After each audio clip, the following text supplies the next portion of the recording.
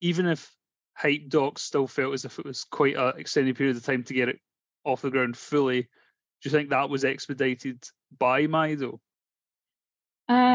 So Hype Docs took me 4 days to code, like come up with like, I want to build this, code it and launch it. Or like when I say launch it, I mean not the product on launch, just the quiet launch in the communities. Mm-hmm.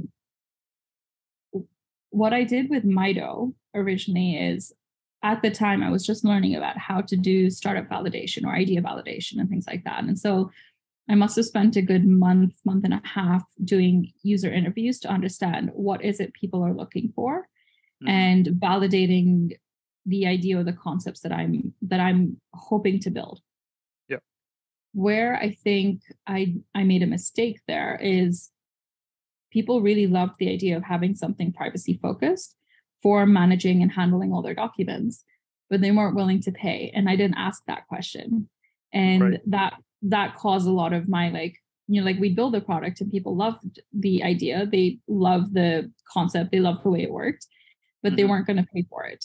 And so I had to shift my thinking. And I think the next version of what I came up with based on that learning is taking a B2B approach with it, where we're actually selling the product to businesses like realtors or banks or, even hospitals, not hospitals, but like clinics and things like that.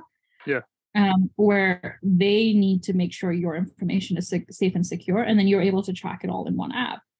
But that would require a fair amount of rebuilding, and I just didn't have it in me to do that after such a long time of not getting things to work. And on top of that, seeing Hype Docs kind of working on its own. So that was one thing that I learned how to do the validation stuff. I did it wrong, but I learned how to do it for Hype Docs, for Mido, sorry. I didn't really do that for Hype Docs. I don't think I ever did it for Hype Docs. And so that's something that I'm trying to correct as I build our B2B version of Hype Docs, which is the new stuff we're working on today. Yeah. And I think, we were just chatting about being able to build and launch something really quickly.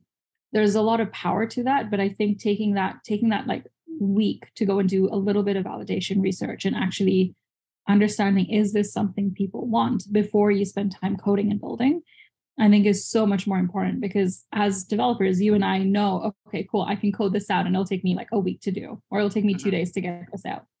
And as soon as we've coded something, I personally get very attached to it and I don't want to just throw it away. Sure. And I know a lot of developers are like that. And so I think that's the secret, which business folks and that's one of the reasons that people recommend like having a co-founder, like having one technical, one non-technical, is because a non-technical person should be responsible for validating and getting these ideas and concepts together. And then the technical person can just go and they should only spend their time building. I say this as a solo founder doing both. You just have one Ashley on shoulder and one on the other. Exactly.